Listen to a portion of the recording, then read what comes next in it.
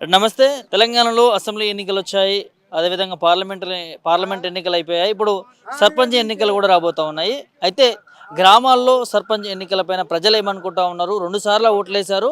మరి సర్పంచ్ ఎన్నికలు కూడా రాబోతున్నాయి. వారి అభిప్రాయం ఏంటి అనే అంశాన్ని కూడా అడిగి తెలుసుకునే ప్రయత్నం చేద్దాం. ప్రస్తుతం మనం ఉమ్మడి నల్గొండకు సంబంధించి జిల్లాలో ఉన్నాము. సో గ్రామాలలో సర్పంచ్ ఎన్నికలపైన ప్రజలు ఏమనుకుంటున్నారు? వాళ్ళ స్పందన ఏందనేది వారిని అడిగి తెలుసుకునే ప్రయత్నం చేద్దాం. ఏం పేరు బాబాయ్? నా పేరు అత్తటి అదే. మొన్న అసెంబ్లీ ఎన్నికలు ఓట్లేసిరు, పార్లమెంట్ ఎన్నికలు ఓట్లేసి, ఇప్పుడు సర్పంచ్ ఎన్నికలు వస్తున్నాయి. ఎట్లుంది కాంగ్రెస్ గవర్నమెంట్? ఏం చేసినా లాభం లేదు. ఆయనకి కూడా ఓటేయడు, ఆయన ఓటేయడు. ఆయన ఇచ్చిన కానీ అభియాలు అన్ని కూడా ఏమన్నాడట, అన్ని ఒప్పుకునే దాన్ని ఏది ఇయ్యడా. రైతు బంధు లేదా, రుణమాఫీ లేదా, ఏది లేదా. ఇంకా నాకు రేషన్ కార్డు కూడా లేదు. ఊళ్ళో నా ఇంట్లో 8 ఓట్లు ఉన్నాయి, నాకు రేషన్ కార్డు లేదు.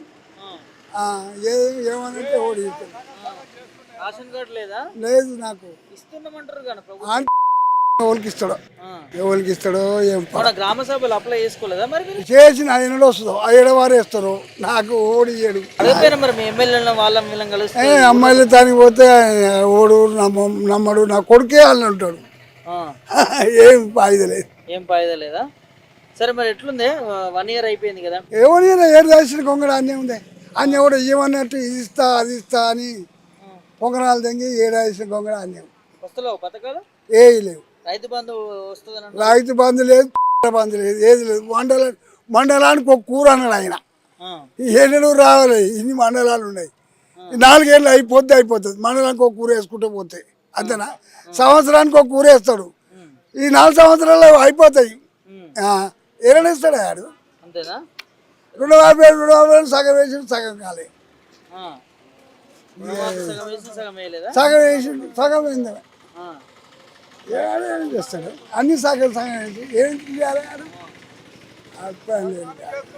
సర్పంచ్ ఎన్నికలు వస్తున్నాయి కానీ ఆడికి కూడా ఒకటే సర్పంచ్ చేస్తాడు. ఆడు డిపాజిట్ మునిగినాడు. ఏమి కానీ ముఖం చూసి వేయవలసింది. కానీ ఈ పార్టీ మట్టి అయితే లేడు. కాంగ్రెస్ బట్టి ముఖం చూసేటోడైతే లేడు. ఏరు ఏరంటే ఏరు. అదే వచ్చింది అటు చేసింది అట్లా. రోజు ఒక అబద్ధాలు పుట్టాడు, అబద్ధాలు ఆడతాడు. ఏంది అదే ఆడు మనిషి. ఆడు అబద్ధాలను మీరంటారు. ప్రజాపాలన చేస్తున్నాం, ప్రభుత్వం పాలన ముఖ్యమంత్రి కదా మంత్రి కూడా ఆడు. అదేంది మాకు పెట్టింది. అదేం చేయని కూడా ముఖ్యమంత్రి ఏమవుతాడు, ఎవడైతాడు. కడుపుగా ఎందుకంత ఆవేదన వస్తుంది? ఎందుకు, దేనికోసం చెప్పు.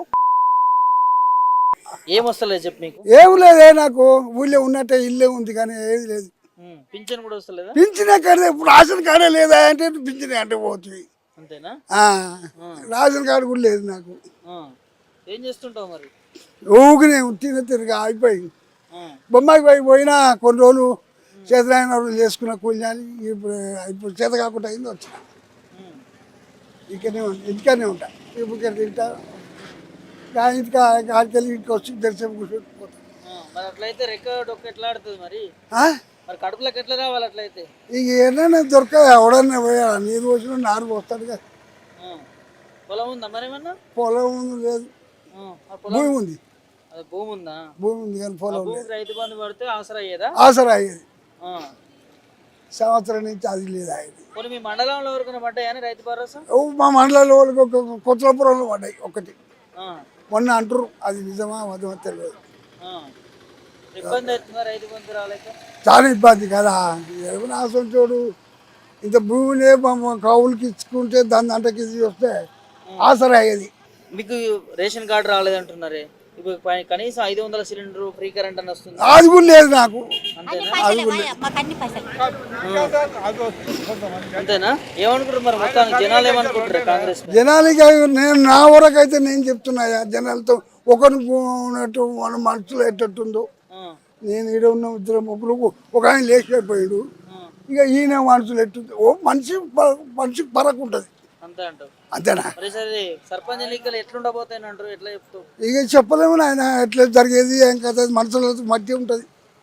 మనుషుల మట్టి ఆడు నిలబడే క్యాండిడేట్ మట్టి ఉంటుంది. అంతే. కాంగ్రెస్ పార్టీ ఏం లేదు. ఓ పార్టీ ముఖం చూసాడు అయితే నేనైతే 99% అనుకుంటున్నా.